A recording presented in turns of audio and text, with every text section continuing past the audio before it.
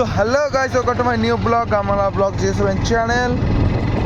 তো আবার চলে এসেছি একটা মিনিপাড়া ছোটোবেলা একটা ভিডিও নিয়ে। খুব বেশি বড় হবে না ভিডিওটা। তো আমি যাচ্ছিলাম আজকে একটুখানি দিয়াসিনের দিকে ঘোরার জন্য।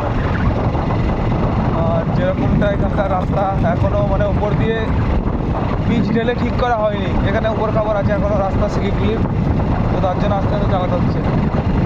আর আজকের এখানে ভিউ শুধু দেখুন কীরকম লাগছে, সেই লেভেলের ভিউ।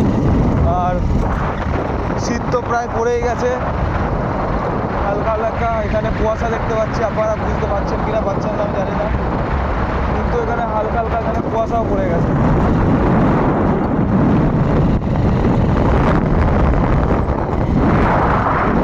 তো আজকে গাইজ আমি ভিডিওটা করতাম না, তাও একটুখানি বেরোলাম, তো তার জন্য ভিডিওটা আমি করে দেখাচ্ছি আপনাদের। তো আপাতত এখন আমরা যাব হচ্ছে, বলে দিচ্ছি আপনাদের, এখন যাব আমরা দিয়াসিনের ব্রিজ। তো বিকেলবেলা ভালো লাগছে না, তো তার জন্য এখন বেরিয়ে পড়লাম ঘোরার জন্য। আর সামনেই আছে আমাদের খাসপুরের ব্রিজ।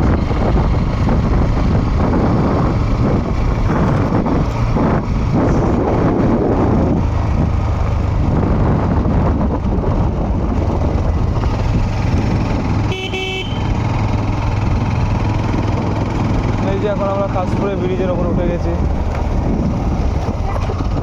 আর এখানে আগে অনেক জল বেড়েছিল, এখন তো জল কমে গেছে, প্রচুর জল বেড়েছিল।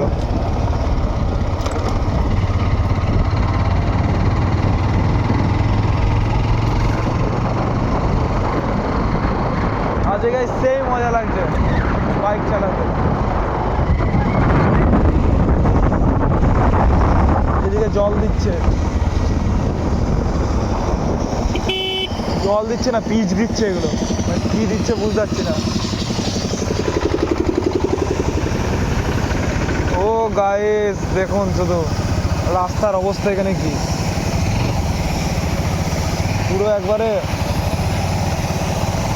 রাস্তা পরিষ্কার করা হচ্ছে মেশিন দিয়ে।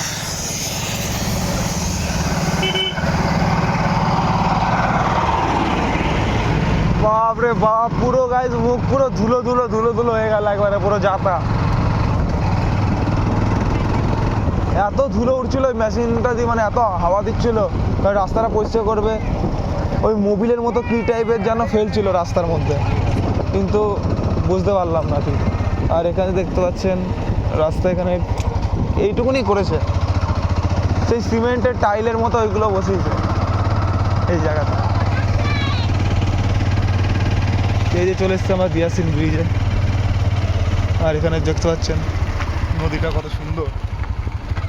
বাজারে দেখেছো ওই যে মাঠটা ওখানটা করে বিশাল